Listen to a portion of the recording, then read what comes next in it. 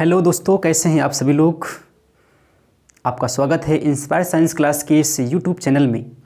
तो आइए, आपका एक बार फिर स्वागत है इस चैप्टर में, जो चैप्टर नंबर 1 है, रासायनिक समीकरण या रासायनिक अभिक्रियाएं एवं समीकरण। इस चैप्टर के 2 पार्ट हो चुके हैं, पार्ट 1 और पार्ट 2। यहाँ पर हम पार्ट 3 पर आए हैं और हमने इससे पहले के जो वीडियो थे उसमें ये डिस्कस किया था कि इस टॉपिक को जो हमने पढ़ा रखा है उसमें मैंने कहा था कि इस टॉपिक से जो भी सवाल आते हैं एग्ज़ाम में उन पर हम चर्चा करेंगे। तो जितना हमने इसके पहले पढ़ लिया है उससे, उन टॉपिक से किस तरह के सवाल आते हैं उन सवालों को हम देखते हैं। चलिए तो डिस्कस करते हैं पहले इस सवाल पे। कह रहा है निम्नलिखित में से कौन सा भौतिक परिवर्तन है।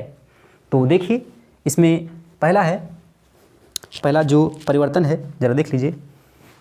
फर्स्ट ऑप्शन इसमें कह रहा है जल के क्वथन पर जल वाष्प का बनना। जल के क्वथन पर जल वाष्प का बनना। एक बार क्वेश्चन को पुनः पढ़ लीजिए। निम्नलिखित में से कौन सा भौतिक परिवर्तन है। तो जल के क्वथन पर जल वाष्प का बनना। आप जानते हैं कि जो जल है जल की 3 अवस्थाएं हैं। एक है ठोस रूप में, एक है द्रव रूप में, एक है गैस रूप में। तो जब जल वाष्पित होता है, जब जल का क्वथन होता है तो वो गैस के रूप में परिवर्तित हो जाता है। लेकिन हमने ये आपको बता रखा है कि जल की तीनों अवस्थाओं में जो जल का मॉलिक्यूलर स्ट्रक्चर है, जो आणविक संरचना है, वो चेंज नहीं होती है। कहने का मतलब ये हुआ कि जो जल है, जल अगर गैस में फॉर्म हो रहा है, गैस में बदल रहा है, तो वहाँ सिर्फ और सिर्फ भौतिक परिवर्तन होगा। क्या होगा? भौतिक परिवर्तन होगा। जल का गैस में बदलना, जल का द्रव में, द्रव तो होता ही है, जल का ठोस में चेंज होना, ये सभी परिवर्तन अवस्था में परिवर्तन हैं। और मैंने ये बता रखा है कि अवस्था में परिवर्तन एक भौतिक परिवर्तन होता है, लेकिन अवस्था में परिवर्तन एक रासायनिक परिवर्तन भी हो सकता है। मैंने इसको पिछले वीडियो में बता रखा है। ठीक है, नेक्स्ट। अच्छा, तो ये जल के क्वथन पर जलवाष्प का बनना, ये एक कैसा परिवर्तन है? तो ये एक भौतिक परिवर्तन है। ये एक भौतिक परिवर्तन है। भौतिक परिवर्तन है। नेक्स्ट है बर्फ के गलन पर जल का बनना। फिर से वही बात, आप जानते हैं कि जल के 3 रूप होते हैं, ठोस रूप, द्रव। अच्छा, जल ठीक है, जल द्रव रूप में होता है और ये गैस रूप में भी होता है, द्रव रूप में, ठोस रूप में होता है। तो अगर ये बर्फ़ है, इसको गला करके हमने द्रव रूप में चेंज कर दिया, द्रव रूप में मतलब जल में चेंज कर दिया, तो ये कैसा परिवर्तन होगा? भौतिक परिवर्तन। ये भी भौतिक परिवर्तन है। इसका मतलब पहला दूसरा तो। अच्छा, यहाँ पे जो क्वेश्चन है निम्नलिखित में से कौन सा भौतिक परिवर्तन है, इसको ऐसा कर लीजिए, निम्नलिखित में से कौन सा भौतिक परिवर्तन नहीं है। कौन सा भौतिक परिवर्तन नहीं है, इस तरह से ये, हालांकि क्योंकि यह तो ये भी भौतिक हो गया, ये भी आपका भौतिक परिवर्तन हो गया। नेक्स्ट देखिए, जल में लवण का विलय होना। अच्छा, ये थोड़ा सा वो लग सकता है। देखिए आपके पास में जल है, क्या है, और एक साल्ट ले लीजिए। साल्ट में हम बिल्कुल सिंपल सा एग्जांपल नमक को ले रहे हैं। ठीक है, नमक बोले तो NaCl को नमक में मिलाया गया। तो यहाँ पे आप रिएक्शन मत करने में लग जाना, सोचो कि लाओ हम जल में और NaCl में रिएक्शन करवा दें। ऐसा नहीं है, यहाँ आप बिल्कुल भी रिएक्शन नहीं करेंगे। ये नमक है और नमक एक प्रकार का लवण है। चलिए, तो यहाँ पे एक घोल बन करके तैयार होगा, या इसी को हम कहेंगे विलयन। क्या कहेंगे? विलयन। और विलयन का बनना एक भौतिक प्रक्रिया है। क्या है, एक भौतिक प्रक्रिया है, एक भौतिक परिवर्तन है, एक फिजिकल चेंज है। जल में लवण का विलय होना एक भौतिक परिवर्तन हो जाएगा। क्या हो जाएगा, भौतिक परिवर्तन हो जाएगा। तो ये भी आपका आंसर नहीं होगा, क्योंकि हमें ढूंढना क्या है, कौन सा भौतिक परिवर्तन नहीं है। नहीं है का मतलब हमें ढूंढना होगा कि इन चारों ऑप्शन में से कौन सा रासायनिक परिवर्तन है। नेक्स्ट देखिए, कह रहा है कि द्रवित पेट्रोलियम गैस का दहन, जब भी दहन शब्द मिल जाए, जब भी आपको दहन शब्द मिल जाए, इसका मतलब कुछ ना कुछ तो जलेगा, और जलेगा तो धुआं उड़ेगा, और धुआं उड़ेगा तो आप समझते हैं क्या होगा, धुआं धुआं हो जाएगा भैया। नेक्स्ट देखिए, इसमें क्या कह रहा है कि द्रवित पेट्रोलियम गैस का दहन करवाते हैं पेट्रोलियम का। पेट्रोलियम में आप जानते हैं कि ब्यूटेन ज़्यादा होता है, ब्यूटेन का दहन करवा लो, या फिर आप मेथेन का दहन करवा लो। किसी भी रासायनिक यौगिक का आप दहन कराइए, चाहे ऑर्गेनिक हो चाहे इनऑर्गेनिक हो, वहाँ पे आपका केमिकल चेंज ही होगा, यानी कि रासायनिक परिवर्तन ही होगा। ठीक है, क्योंकि जब भी दहन कराओगे, अगर उसमें कार्बन की मात्रा मौजूद है तो CO2 बनेगा, गैस रिलीज होगी, या फिर मान लीजिए कोई दूसरा आपके पास में पदार्थ है तो कुछ ना कुछ ज़रूर बनेगा। तो दहन एक प्रकार से रासायनिक परिवर्तन है, इसलिए आपका जो आंसर होगा वो आपका आंसर नंबर डी हो जाएगा, आंसर नंबर डी हो जाएगा। नेक्स्ट देखते हैं कौन सा क्वेश्चन है। कह रहा है निम्नलिखित में से कौन से भौतिक एवं कौन से रासायनिक परिवर्तन है, कौन से भौतिक एवं कौन से रासायनिक परिवर्तन है। तो पहला दे रखा है पेट्रोल का वाष्पीकरण। चलिए इसको आगे देखिए, पेट्रोल का वाष्पीकरण। अच्छा, वाष्पीकरण एक प्रकार से आप जानते हैं, वाष्पीकरण की जो प्रक्रिया है ये किसी द्रव का मतलब जल ही नहीं, कोई भी लिक्विड हो सकता है, किसी द्रव की सतह पर होने वाली एक सतही घटना होती है वाष्पीकरण। ठीक है, जबकि जो क्वथन है वो सतह पर भी हो सकता है और उसके अंदर के मॉलिक्यूल भी बाहर की तरफ आ सकते हैं, क्योंकि उसमें क्वथन में जो भी द्रव होगा उबलता है, उबलने से नीचे के मॉलिक्यूल ऊपर आते हैं, इस तरह से वो घटना अलग है, ये घटना अलग है। तो जब भी वाष्पीकरण की बात आएगी, वाष्पीकरण एक प्रकार से सिर्फ और सिर्फ भौतिक परिवर्तन ही है। क्या है, भौतिक परिवर्तन ही है। तो इसका मतलब ये हुआ कि जो पेट्रोल का वाष्पीकरण है ये एक भौतिक परिवर्तन है, भौतिक परिवर्तन है। ठीक है भैया, पेट्रोल का वाष्पीकरण क्या है, एक भौतिक परिवर्तन है। अब सवाल में अगर पेट्रोल ना करके कुछ और आ जाए तो क्या करोगे। आपको बस इतना एक ही पॉइंट ध्यान रखना है कि वाष्पीकरण हो चाहे वो किसी भी द्रव का हो तो क्या होगा, हमेशा और हमेशा भौतिक परिवर्तन ही होगा। नेक्स्ट देखिए, द्रवीकृत पेट्रोलियम गैस का यानी LPG का दहन। दहन शब्द अगर आपको मिले तो तुरंत आप टिक करिएगा रासायनिक परिवर्तन, रासायनिक परिवर्तन। दहन से आप समझ जाइएगा कि तुरंत आपको क्या टिक करना है, रासायनिक परिवर्तन टिक करना है। इसमें आप सोचिएगा नहीं, क्योंकि दहन में आप जानते हैं कि O2 की आवश्यकता पड़ेगी और जो भी पदार्थ होगा वो जलेगा। नेक्स्ट है आयरन की क्षण को रक्त तप्त अवस्था तक गर्म करना।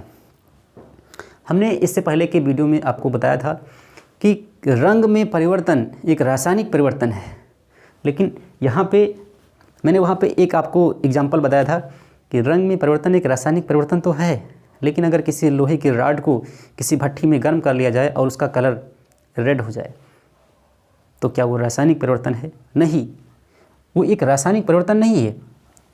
वो कैसा परिवर्तन है? भौतिक परिवर्तन है, क्योंकि रंग में परिवर्तन होने के साथ साथ कोई नया पदार्थ भी बनना बहुत ज़रूरी है। जब तक कोई नया पदार्थ बनेगा नहीं वो रासायनिक परिवर्तन नहीं कहलाएगा। तो आयरन की क्षण को रक्त तप्त अवस्था तक गर्म करना एक भौतिक परिवर्तन है। क्या है? भौतिक परिवर्तन है। ये भी हो गया। नेक्स्ट है दूध से दही बनना। देखिए यहाँ पे अवस्था में चेंज हो रहा है, दूध से दही बन रहा है। दूध से दही आप जानते हैं, ये दूध है और दूध से क्या बन गया, दही बन गया। दूध में शर्करा होती है, दूध में शर्करा होती है और दही में अम्ल होता है। शर्करा आप जानते हैं लैक्टोज शर्करा होती है और यहाँ पे यही लैक्टोज शर्करा लैक्टिक अम्ल में चेंज हो जाती है। तो देखिए नया पदार्थ बन रहा है, एक रासायनिक परिवर्तन हो रहा है, ठीक है। तो यहाँ दूध से दही बनना एक रासायनिक परिवर्तन है। ये क्या है, रासायनिक परिवर्तन है, एक रासायनिक परिवर्तन हो गया भैया। नेक्स्ट है ठोस अमोनियम क्लोराइड का उद्रपातन। तो अच्छा, ये जो शब्द आया है, ये शब्द हो सकता है कि आपके लिए नया हो, और नया है तो समझिए, आपके पास कोई पदार्थ है, ये देखिए कोई पदार्थ है। अच्छा, आपने ठोस बर्फ़ को देखा होगा, बर्फ़ तो समझते ही हैं, आप देखे ही होंगे। बर्फ़ को एक टुकड़े को कहीं रख दीजिए तो धीरे धीरे ये जो है, अगर ये ठोस रूप में है तो धीरे धीरे ये जो है द्रव रूप में हो जाता है। तो ठोस का द्रव में चेंज क्या कहलाता है, गलन कहलाता है, गलन। बर्फ़ हमेशा गलती है या पिघलती है, जो भी आप समझें। तो ठोस का सीधे द्रव में चेंज हो रहा है, ठोस का सीधे द्रव में चेंज हो रहा है। अच्छा, और द्रव से अगर आप इसको हीट कर दें, लगा के भैया नुकतारा यहाँ से हीट कर दें, तो ये क्या हो जाएगा, गैस में चेंज हो जाएगा, ठीक है। लेकिन कुछ ऐसे ठोस होते हैं जो द्रव में, ठीक है, कुछ ऐसे ठोस होते हैं जो द्रव अवस्था में आए बिना सीधे गैस में कन्वर्ट हो जाते हैं, कुछ ऐसे ठोस होते हैं जो बिना द्रव में कन्वर्ट हुए गैस में कन्वर्ट हो जाते हैं। अच्छा, अमोनियम क्लोराइड है, ऐसे ही कपूर में भी ये परिघटना होती है। उद्रपतन की जो परिभाषा है आप समझ लीजिए, ऐसे ठोस पदार्थ जो बिना द्रव अवस्था में आए गैस अवस्था में परिवर्तित हो जाते हैं, वो घटना या वो गुण कहलाता है उद्रपातन, ठीक है। तो अमोनियम क्लोराइड का जो उद्रपतन है, अब ये रासायनिक परिवर्तन है या भौतिक परिवर्तन है, जरा इसको समझिए। अमोनियम क्लोराइड, ये है NH4Cl, अमोनियम क्लोराइड। जब भी इसका उद्रपतन होगा, उद्रपतन एक, पहले समझ लीजिए, ये एक भौतिक परिवर्तन है, भौतिक परिवर्तन है, क्योंकि बस ये चेंज हो रहा है, इसकी अवस्था में चेंज हो रहा है। और अवस्था का मतलब यहाँ इस पदार्थ की प्रकृति या इसकी जो आणविक संरचना है वो चेंज नहीं हो रही है, सिर्फ और सिर्फ इसकी अवस्था चेंज हो रही है। और अवस्था में ठोस, द्रव, गैस, ये तीन अवस्थाएं भौतिक होती हैं, और अन्य जो अवस्थाएं अगर आप देखेंगे तो वो रासायनिक हो सकती हैं। तो बस इतना समझिए कि अगर किसी पदार्थ में उद्रपातन हो रहा है तो वो एक भौतिक परिवर्तन होगा। क्या होगा, एक भौतिक परिवर्तन होगा, ठीक है। तो इस चीज़ को समझ लीजिए। ये सवाल, अच्छा, ये जो आपके सामने लिखा हुआ है इसको आप नोट कर लीजिए, स्क्रीनशॉट ले लीजिए। ये आपके लिए इम्पोर्टेंट इसलिए है क्योंकि ये जो प्रश्न हैं ये हमने NCERT से ही लिए हैं, NCERT एग्जाम्पलर से लिए हैं। तो आप इसको समझ लीजिए, सवाल इनसे बाहर कुछ नहीं आएगा, इन्हीं में से कोई ना कोई एक आ सकता है अगर आना होगा तो। चलिए नेक्स्ट देखते हैं।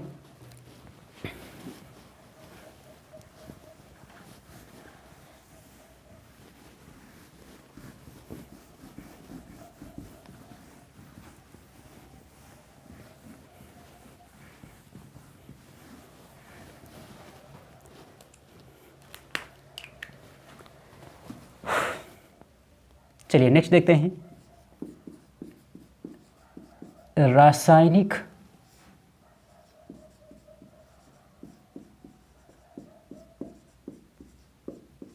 अभिक्रियाएं,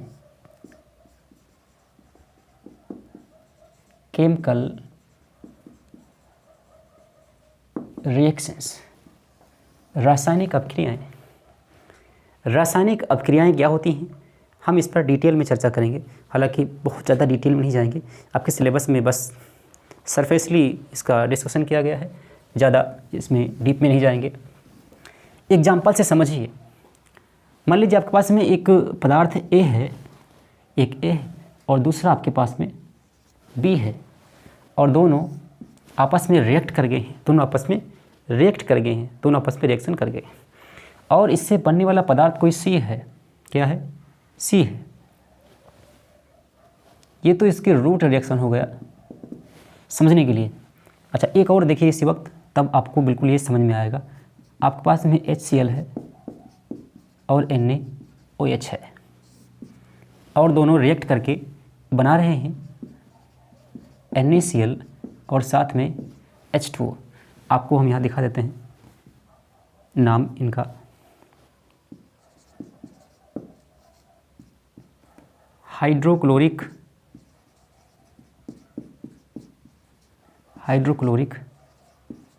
अम्ल है, और ये सोडियम हाइड्रोक्साइड है।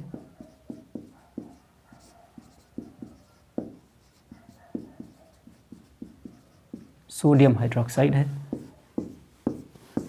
और ये नमक है, और ये जल है।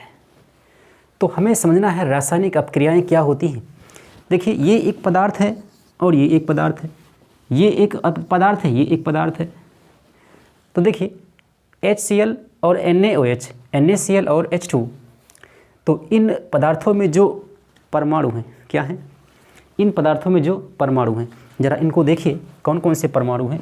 अगर हम HCl की बात करें तो इसमें H भी है और Cl भी है। आप C और L को अलग अलग नहीं लिखिएगा, क्योंकि Cl मतलब होता है क्लोरीन, तो H है, Cl है। अच्छा, NaOH में देखिएगा, NaOH में एक है Na और दूसरा है OH। इसमें प्लस होता है, इसमें माइनस होता है, यहाँ प्लस और यहाँ माइनस, सिर्फ समझने के लिए है। चलिए, तो H प्लस हो गया, Cl माइनस हो गया, Na प्लस हो गया, OH माइनस हो गया। ये H प्लस और Cl माइनस जो हमें प्राप्त हुए हैं HCl से, और Na प्लस और OH माइनस प्राप्त हुए हैं हमें NaOH से।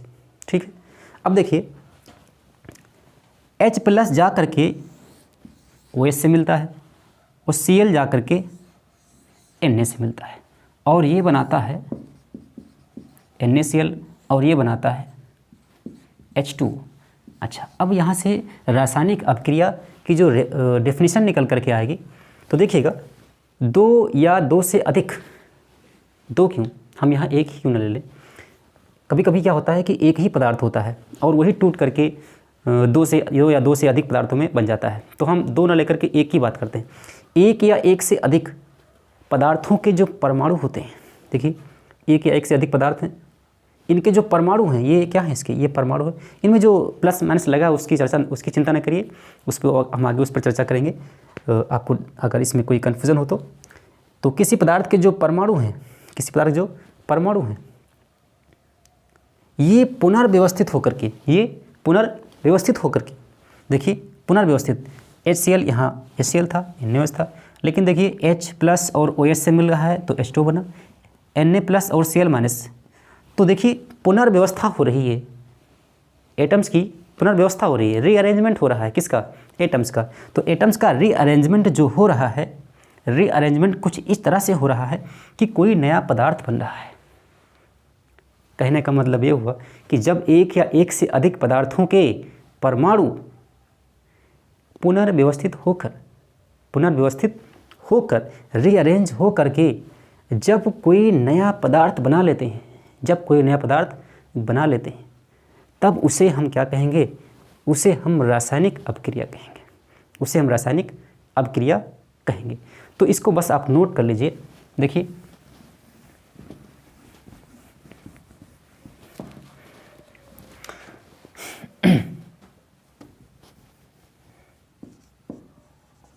एक या एक से अधिक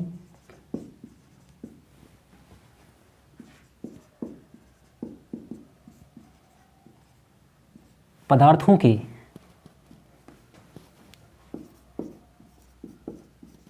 परमाणु जब पुनर्व्यवस्थित अगर गलत लिखा होगा तो आप लोग सही कर लीजिएगा, मेरा थोड़ा सा ये प्रॉब्लम होता है, मैं थोड़ा सा गलत कर देता हूँ। परमाणु जब पुनर्व्यवस्थित रीअरेंज होकर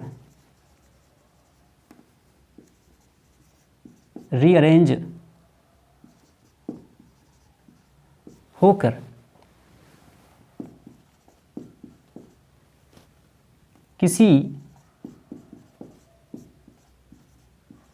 नए पदार्थ, अच्छा किसी एक या अधिक नए पदार्थ का निर्माण करते हैं,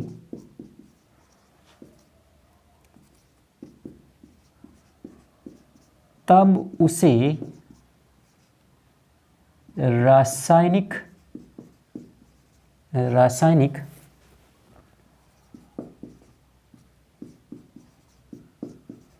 अभिक्रिया कहते हैं। बिल्कुल आसान सी परिभाषा है।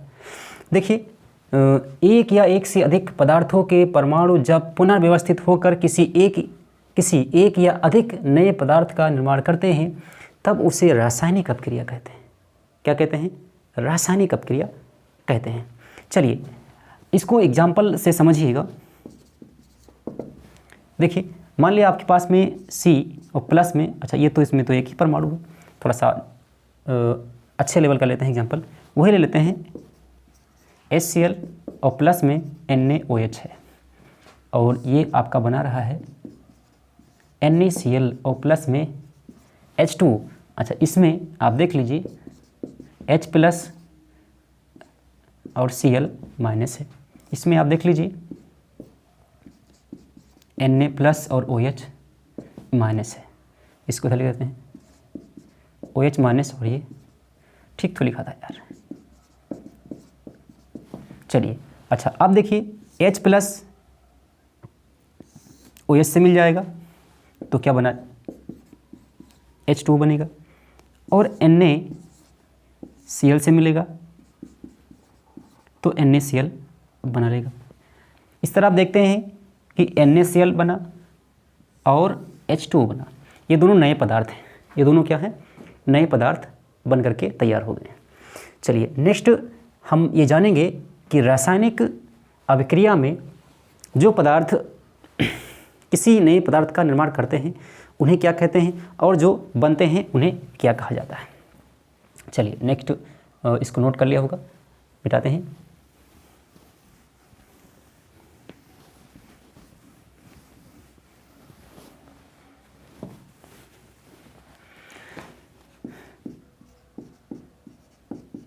रासायनिक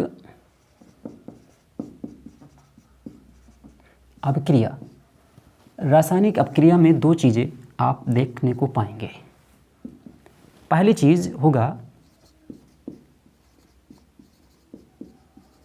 अभिकारक और दूसरी होगा उत्पाद। अभिकारक को बोलते हैं रिएक्टेंट और उत्पाद को बोलते हैं प्रोडक्ट। देखिए मान लीजिए हमने यहाँ पर एक रिएक्शन आपको दिखाया, A है और प्लस में B है, और ये C और प्लस में D बना रहे हैं। यहाँ पे A B कोई पदार्थ हो सकता है, C और D कोई और दूसरा पदार्थ हो सकता है। इस तरह से आप ये समझ पा रहे होंगे। नेक्स्ट इसमें देखिएगा रिएक्टेंट और उत्पाद को और अच्छी तरीके से समझ लीजिए। अभिकारक क्या होते हैं, यहाँ देखिए, किसी रासायनिक अभिक्रिया में जो पदार्थ किसी नए पदार्थ का निर्माण करते हैं, जो पदार्थ किसी नए पदार्थ का निर्माण करते हैं उन्हें कहते हैं अभिकारक। तो ये पदार्थ हैं, ये लेफ्ट हैंड साइड हैं, किधर हैं, लेफ्ट हैंड साइड हैं, ये राइट हैंड साइड हैं, यानी कि LHS और RHS भी आप यहाँ देख सकते हैं, और यही कहलाते हैं अभिकारक क्या कहलाते हैं? अभिकारक। और जो RHS है या लेफ्ट हैंड साइड जो भी आपको पदार्थ दिखेंगे ये कहलाएंगे उत्पाद। क्या कहलाएंगे? उत्पाद कहलाएंगे भैया। ठीक है, तो अब यहाँ पे इन परिभाषा को लिख सकते हैं। ऐसे पदार्थ जो किसी रासायनिक अभिक्रिया में भाग लेते हैं। मतलब कहाँ भाग लेते हैं भैया? घर छोड़ के भाग लेते हैं क्या? नहीं, रासायनिक अभिक्रिया में पार्टिसिपेट करते हैं। भागने के लिए क्या वो किताब छोड़कर भाग जाएंगे क्या? आपके नोटबुक से निकल कर कहीं भाग जाएंगे क्या? ऐसा नहीं है। चलिए, ऐसे पदार्थ जो किसी रासायनिक अभिक्रिया में भाग लेते हैं, पार्टिसिपेट करते हैं, अभिकारक कहलाते हैं। अभिकारक कहलाते हैं। वेरी सिंपल सी बात है, अभिकारक कहलाते हैं। अच्छा, ऐसे पदार्थ जिनका निर्माण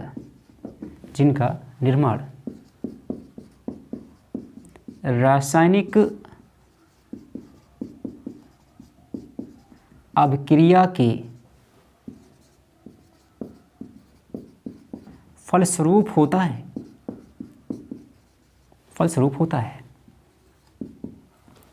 उत्पाद कहलाते हैं। क्या कहलाते हैं? उत्पाद कहलाते हैं। और आप जानते हैं कि ये राइट हैंड साइड होते हैं और अभिकारक लेफ्ट हैंड साइड होते हैं। ठीक है, तो ये अभिकारक हो गया, ये उत्पाद हो गया। दोनों बातें बिल्कुल आपको समझ में आ गई होंगी, बिल्कुल क्लियर होंगी। ठीक है, चलिए नेक्स्ट हम देखते हैं कि रासायनिक अभिक्रिया में जो अभिकारक और उत्पाद होते हैं, इनकी जो अवस्थाएं हैं, जो भौतिक अवस्थाएं हैं, उनको हम किस तरह से व्यक्त करते हैं, कैसे हम उनको रासायनिक समीकरण में किसी अभिकारक या उत्पाद के साथ कैसे निर्दिष्ट करते हैं, कैसे उनको निर्दिष्ट किया जाता है, कैसे लिखा जाता है। छोटी सी हेडिंग है,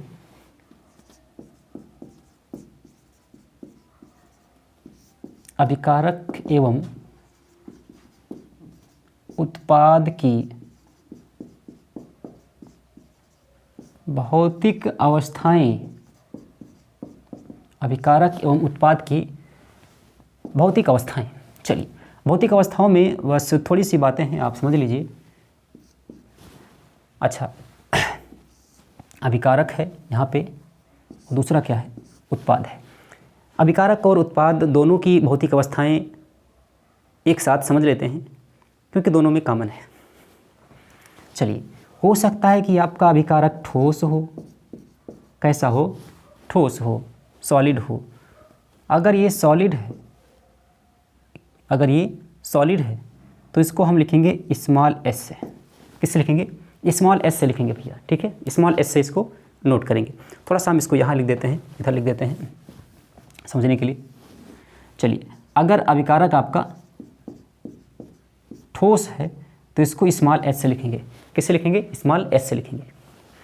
अगर ये अभिकारक, अच्छा ये अभिकारक के लिए नहीं है, अभिकारक उत्पाद दोनों में से कोई अगर ठोस है तो उसके लिए हम एस ही लिखेंगे, वो भी स्मॉल एस रहेगा।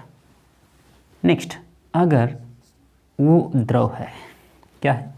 द्रव है, तो इसको हम स्मॉल एल से लिखेंगे और ब्रैकेट लगाएंगे। नेक्स्ट है, अगर वो गैस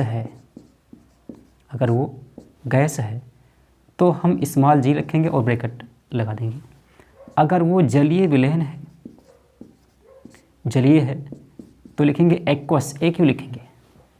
अच्छा, रिएक्शन हो रही है, कोई गैस रिलीज हो रही है,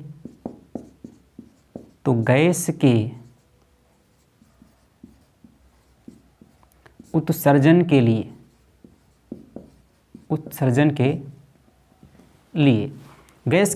के लिए, अच्छा यहीं तक अवस्थाएं थी। यहाँ नीचे आप कुछ नेक्स्ट समझ लीजिएगा, नोट करके चाहे समझ लो इसको।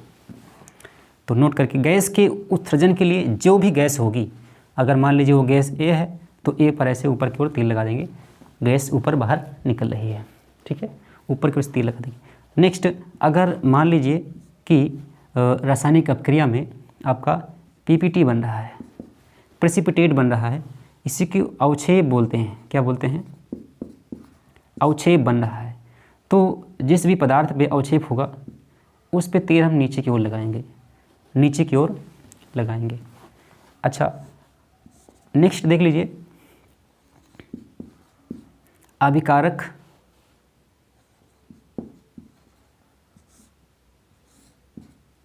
और उत्पाद।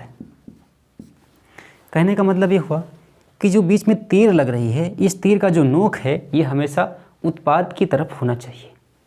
ये जो तीर का नोक है ये हमेशा किधर रहेगा? उत्पाद की तरफ रहेगा। एक सिंबल अभी आगे आप देखोगे, अभिकारक और उत्पाद, कहीं कहीं आपको ये तीर भी नज़र आएगी। ये रिवर्सिबल यानी कि उत्कर्मणीय अभिक्रिया का चिन्ह होता है, साइन है।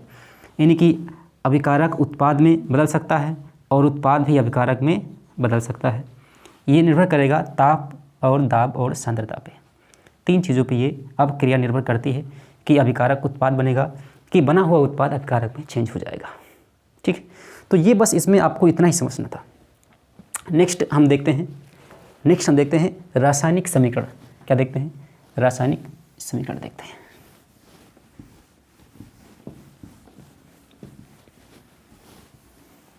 रासायनिक समीकरण, रासायनिक समीकरण, केमिकल इक्वेशन,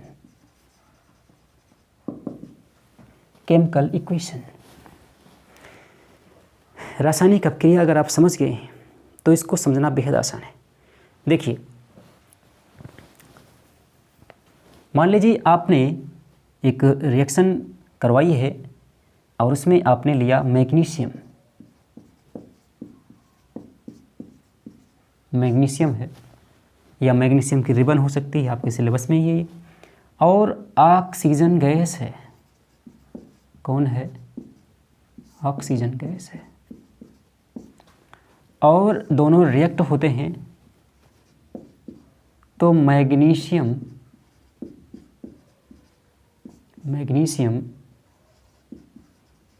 ऑक्साइड बनता है। क्या बनता है? Magnesium oxide. ये रिएक्शन बिल्कुल आपको पता होगी, नहीं पता है तो अभी पता हो जाएगी। चलिए, ये मैग्नीशियम है, ये ऑक्सीजन गैस है और ये मैग्नीशियम ऑक्साइड है। इसे बोलते हैं शब्द समीकरण। क्या बोलते हैं? शब्द समीकरण बोलते हैं। जब भी किसी रासायनिक अपक्रिया को व्यक्त करने के लिए हम उसमें अभिकारक और उत्पाद को उसके नाम से, उस यौगिक के नाम से निर्दिष्ट करते हैं तो वो शब्द समीकरण कहलाती है।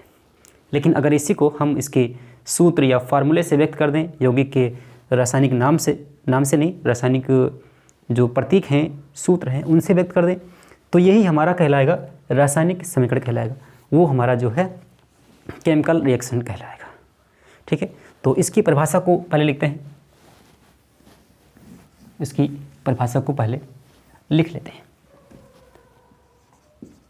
जब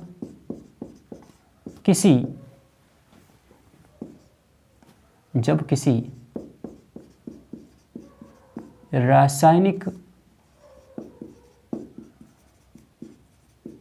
अभिक्रिया को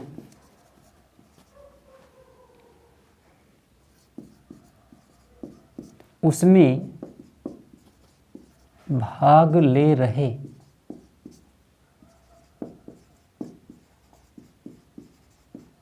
अभिकारकों एवं उत्पन्न उत्पादों को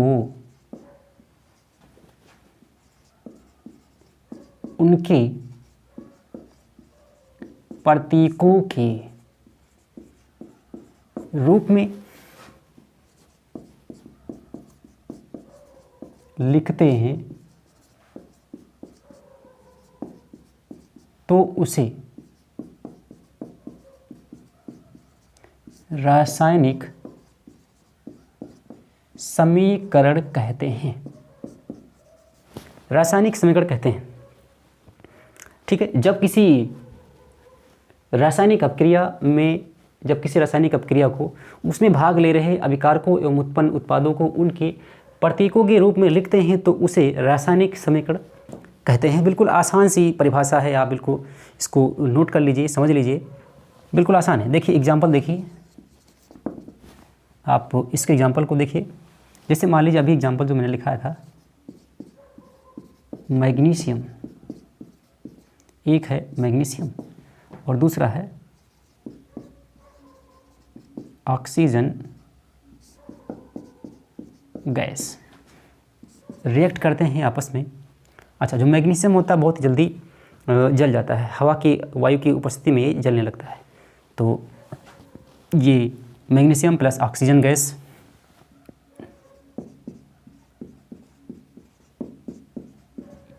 मैग्नीशियम ऑक्साइड बनाएंगे। क्या बनाएंगे? मैग्नीशियम ऑक्साइड बनाएंगे, मैग्नीशियम ऑक्साइड बनाएंगे, ठीक है। मैग्नीशियम को लिखते हैं Mg से, ऑक्सीजन गैस को लिखते हैं O2 से। ऑक्सीजन गैस को O से नहीं लिखना, क्योंकि गैस हमेशा मॉलिक्यूल में होता है, मॉलिक्यूल वही होता है कम से कम उसमें 2 उसके एटम्स होने चाहिए अक्रिय गैसों को छोड़ करके, ठीक है। O2 Mg प्लस O2, ये क्या बनेगा? MgO बन जाएगा, मैग्नीशियम ऑक्साइड बन जाएगा। रिएक्शन को आप बैलेंस कर लीजिए तो 2MgO हो जाएगा, ठीक है ना, क्लियर। दूसरा कोई एग्जांपल देख लीजिए, ये एग्जांपल 1 हो गया। जैसे देखिए C प्लस O2 CO2, और एग्जांपल देख लीजिए, जैसे I2 और प्लस में H2, ये हो जाएगा 2HI। और एग्जांपल देख लीजिए, जैसे CH4 प्लस में O2 CO2 प्लस H2O, ये सब क्या है? ये सब रासायनिक समीकरण हैं। ये सब क्या है? ये सब रासायनिक समीकरण हैं। तो रासायनिक समीकरण में आप ये बिल्कुल समझ गए होंगे कि किस प्रकार से कोई रासायनिक समीकरण या रासायनिक अपक्रिया को हम लिखते हैं। तो यहाँ तक बिल्कुल रिवाइज करते रहिए। नेक्स्ट क्लास में हम इसके आगे डिस्कस करेंगे कि आगे हम देखेंगे कि किस प्रकार किसी रासायनिक समीकरण को संतुलित करते हैं। तो नेक्स्ट टॉपिक हमारा जो रहेगा वो रासायनिक समीकरण संतुलन का रहेगा, ठीक है। तो आज यहीं तक, मिलते हैं नेक्स्ट वीडियो में। आपका बहुत बहुत धन्यवाद।